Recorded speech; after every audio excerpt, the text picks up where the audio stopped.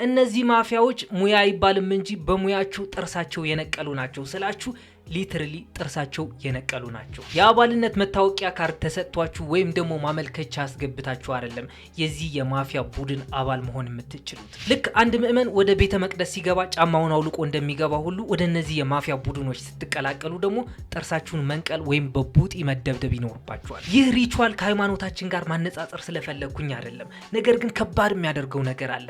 እሱም ወደ ቡድኑ ለመቀላቀል ከ11 ዓመታችሁ ወይም እስከ 15 ዓመታችሁ መሆን አለባችሁ። ስትደበደቡም ጥርሳችሁ ይወልቃል፣ አይናችሁ ይጠፋል ወይም ኩላሊታችሁ ይፈርጣል። ይህ ደግሞ ለነሱ ምንም አይመለከታቸውም። ብቻ እናንተ ፈቅዳችሁ ተደብደቡ እንጂ። ባትፈቅዱም እነዚህ ሰዎች መንገድ ላይ ቢያገኟችሁ ለስልካችሁ ወይም አንገታችሁ ላይ ለተንጠለጠለው ሀብል ሲሉ ይደበድቧችኋል፣ ይገድሏችኋል። እናም የነዚህ ሰይጣኖች ስራ መፈራረስ የጀመረው ደግሞ ይህ ጸሎተኛ ፕሬዚደንት ወደ ስልጣን ከመጣ በኋላ ነው። ስሙ ቀላል ነው፣ የአፍሪካ ስምም ይመስላል። ናይብ ቡኬሌ ይባላል። እናም እዚህ ፓርት ላይ ነው ልብ ብላችሁ እንድታደምጡኝ የምፈልገው።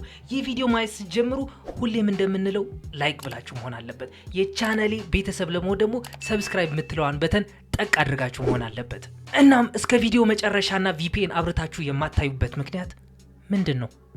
ይህ ከሲኦል የማይተናነሰው እስር ቤት ለምን እንዴት ተመሰረተ የሚለውን ነገር ለመረዳት አገሪቷ ውስጥ የነበረውን አስከፊ ሁኔታ መረዳት ግድ ይላል። ምክንያቱም እንዴት መሰላችሁ? እንደ ፈረንጆቹ በ2015 ኤልሳልቫዶር የነፍስ ግድያ መጠን ከፍተኛ ከመሆኑ የተነሳ ጦር ሜዳ ከነበረው የሰው ሞት ቁጥር ተመሳሳይ ነበረ። በአጠቃላይ አገሪቷ ከራስ ጸጉሯ እስከ ጥፍር እግሯ ድረስ በወንበዴዎች የተወረረች ነበረች። እዚህ ሀገርም የሱቅ ባለቤት ከሆንክ አንዱ ወጠጤ መጥቶ ብር አምጣ ይልሃል።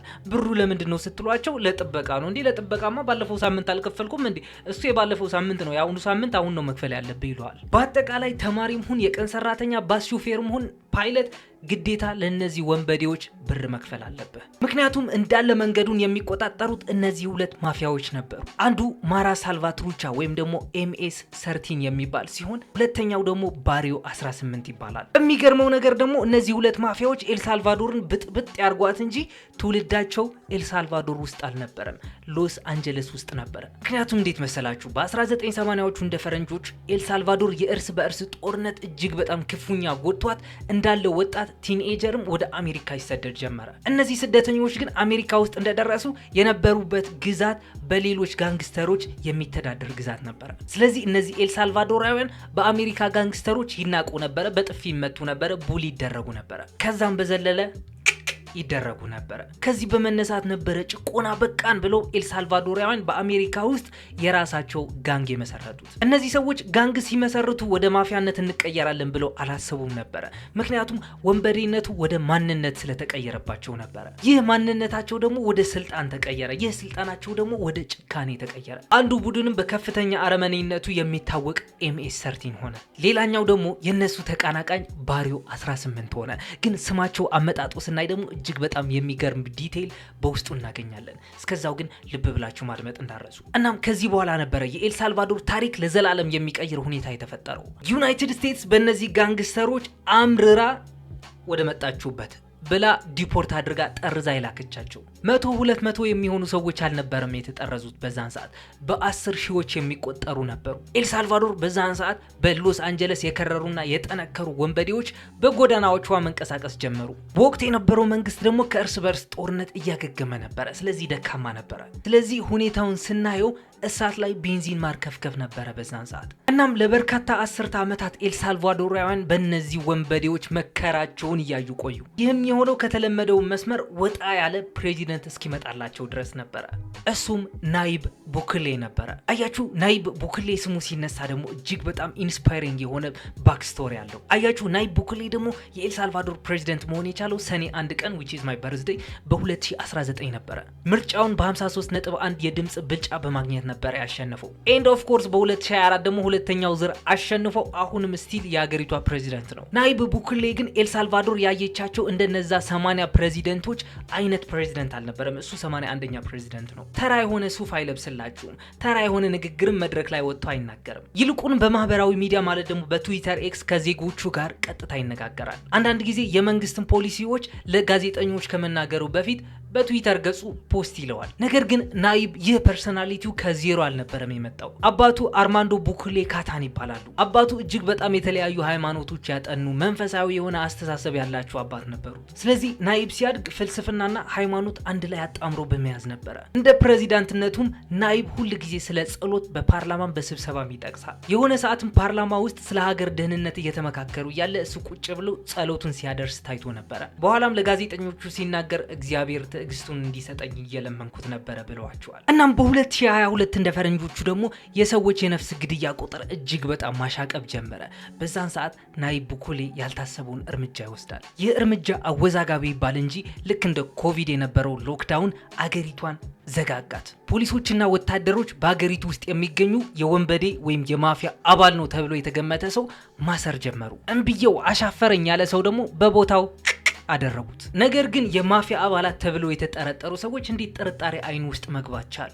እሱ ንቅሳታቸው ነበረ። ንቅሳታቸው እያንዳንዷ የሰሯትን ወንጀል የምትዘግብ ፋይል ማለት ነች። በጥቂት ወራት ውስጥም እስከ 60 ሺህ የሚደርሱ ወንጀለኞች በቁጥጥር ስር ዋሉ። ይህም የእስር ቤቱ ሲስተም እንዲናጋ አደረገው። ምክንያቱም ለ60 ሺህ ተብሎ የተሰራ እስር ቤት አልነበረማ።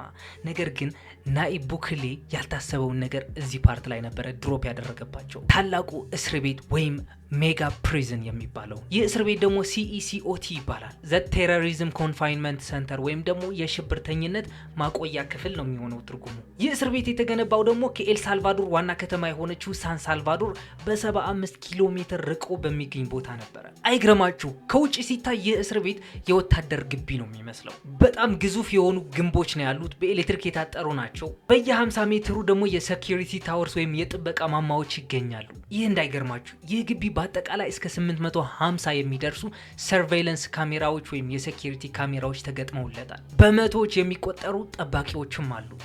ማንም ይሁን ምንም ሳይፈተሽ ማንነቱ ሳይታወቅ ወደዚህ እስር ቤት በጭራሽ አይገባም። ወደ እስር ቤቱ ቅጥር ግቢ ለመግባት በየቦታዎቹ የሚገኙት ኬላዎች እየተፈተሻችሁ ማለፍ አለባችሁ። ተሽከርካሪ ይዛችሁ ከመጣችሁ ተሽከርካሪው ማንነት ታርጋ ቁጥሩን ስካን ይደረጋል። እዛ እንደገባችሁማ የስልካችሁ ሲግናል ባዶ ነው የሚሆነው። ወንጀለኛ ሁናችሁ ወደዚህ እስር ቤት የምትገቡ ከሆነ ጭንቅላታችሁን አቀርቅራችሁ ምንም ነገር ግራና ቀኝ እንዳታዩ ተደርጋችሁ ነው የምትገቡት። ለስራ ለአንዳንድ ነገሮች የመጣችሁ ከሆናችሁ ደግሞ ከእስረኞቹ ጋር ምንም አይነት ኮንታክትና የቃላቶች ልውውጥ ማድረግ አይኖርባችሁ። እስር ቤቱ እጅግ በጣም ብዙ ብሎኮች ነው ያሉት። አንዱ ብሎክ ደግሞ 32 ክፍሎች ይይዛል። አንዱ ክፍል ደግሞ 100 እስረኞች ይይዛል። እስረኞቹ የሚተኙት በፍራሽ አልጋ ላይ አይደለም፣ በብረት አልጋ እንጂ። አይዟችሁ፣ ትኋን እንዳይበላቸው ተብሎ አይደለም ብረት አልጋ ላይ እንዲተኙ የሚደረገው። ምናልባት አመጽ ከተነሳ ፍራሾቹና ትራሶቹን እያቃጠሉ ሌላ ነገር እንዳይፈጥሩ በሚል ነው። ስለዚህ እያንዳንዱ እስረኛ የግል ቁሳቁስ የለውም፣ ጌጣጌጥም የለውም። ብረትና ኮንክሪት ብቻ ናቸው። እያንዳንዱ እስረኛ ደግሞ ፀሐይ ከመውጣቷ በፊት ከእንቅልፉ መንቃት አለበት። ቁርስ፣ ምሳ፣ እራት ደግሞ ከሩዝና ከባቄላ የተሰራ ምግብ ነው የሚበሉት። አንዳንድ ጊዜም እንቁላል ጣል ያደርጉባቸዋል። ስጋ በፍጹም የማይታሰብ ነገር ነው፣ ስጋ አይበሉ። በቀን ደግሞ ለ30 ደቂቃ ያክል የአካል እንቅስቃሴ እንዲያደርጉ ይደረጋል። ከዚያም ወደ ክፍሎቻቸው ይመለሳሉ። የሚገርመው ነገር ደግሞ የአንዳንድ እስረኞች የፍርድ ዘመናቸው ሲታይ አንዱ እስረኛ እስከ 1000 ያክል ዓመታት እንዲታሰር የተፈረደበት ሰው ሊሆን ይችላል። ይህ ማለት ደግሞ የሰራቸው የወንጀሎች ብዛት ያሳያል። ይህ እስር ቤት ማለት ደግሞ CECOT እንደ ተራ እስር ቤት ሳይሆን እንደ ጸረ አመጽ ምሽግ ነው፣ ወይም ካውንተር ኢንሰርጀንሲ ፎርትረስ ተደርጎ ነው የተሰራው። እስር ቤቱ የተለያዩ የኤሌክትሪክ መስመር ምንጮች አሉት። አንዱ ቢቋረጥ አንዱ ኤሌክትሪክ ይሰጣል። ለምን? ምክንያቱም እስር ቤት ውስጥ የሚደረጉ አመጾች የኤሌክትሪክ መስመር በመቁረጥ ነው የሚጀምሩት። ይህ እስር ቤት ደግሞ ይህንን ለመከላከል ተደርጎ ነው የተሰራው። የውሃ አቅርቦቱ ስርዓት ቢሆንም የተለየ ነው። ለ7 ቀናት ያክልም ካለምንም የውሃ ምንጭ ራሱ ይህ ታንከር ለእስር ቤቱ ውሃ መስጠት ይችላል። እንደዚህ ያደረጉበት ደግሞ ራሱን የቻለ ምክንያት አለው። አንዳንድ እስረኞች ወይም ደግሞ አጥቂዎች አመጽ በሚያነሳሱበት ሰዓት የውሃ ምንጮችን ስለሚበክሉና ስለሚመርዙ ነው። ስለዚህ የCECOT አርክቴክቶች እነዚህ ነገሮች ቀድመው ስላሰቡ ነበረ እስር ቤቱ በዚህ መልክ እንዲገነባ ያደረጉት። እንደነገርኳችሁ እነዚህ እስረኞች እጅግ በጣም አደገኞች ናቸው። እጅግ ስላችሁ አይኔን እንዴት እንደጨፈንኩ እጅግ በጣም አደገኞች ናቸው። ስለዚህ የእስር ቤቱ ጠባቂዎች ደግሞ ማንነታቸው መደበቅ አለባቸው ማለት ነው። ማለት ለምንድን ነው ፊታቸው የሚደብቁት? ከእስረኞቹ ነው የሚደብቁት? አይደለም፣ ከእስረኛው ዘመድና ቤተሰብ ነው የሚደብቁት።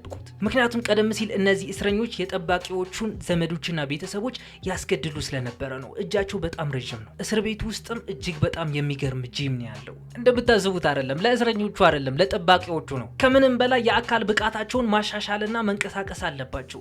ከሁሉም በላይ ደግሞ የአእምሮ ጤንነታቸውን መጠበቅ አለባቸው። አንዳንድ የፖሊስ መኮንኖች እንደሚሉት ከሆነም ጥበቃ እያደረግ ያለው በወንጀል ሙሉ ህይወታቸውን እየገነቡ ሰዎች ነው።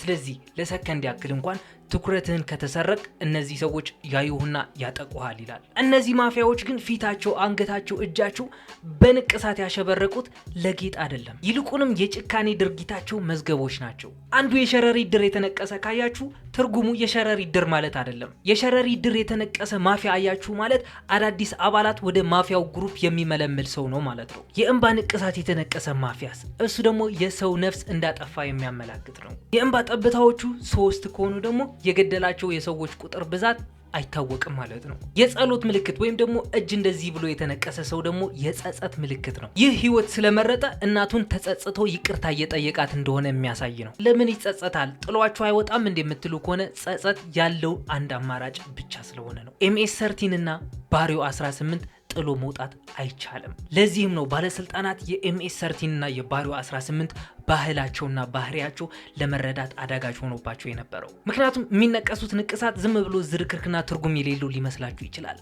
ነገር ግን እንደዛ አይደለም። ስለዚህ አንድ ወንጀለኛ የተነቀሳት እያንዳንዷን ንቅሳት የሚያጠና ክሪሚኖሎጂስት አለው። ስለዚህ ቀስ በቀስ የእያንዳንዷን ንቅሳት ሚስጥር እየፈቱት መጡ። በዛ ምክንያቱም ንቅሳታቸውን አይተው ይህ የዚህ አባል ነው፣ ይህ እንደዚህ አይነት ወንጀል ሰርቷል በሚል ወደ እስር ቤት ያስገባቸው የጀመሩ። እናም ወደ እነዚህ የማፊያ ግሩፖች ለመግባት ደግሞ እጅግ በጣም አደገኛ የሚባለው የምልመላ ፕሮሰስ ማለፍ አለባችሁ። አብዛኛውን ጊዜ ምልመላ የሚጀምረው አንድ ታዳጊ ከ11 ዓመቱ እስከ 15 ዓመቱ ሲሆን ነው። የመቀላቀያ ስርዓቱ ደግሞ ቀላል ነው።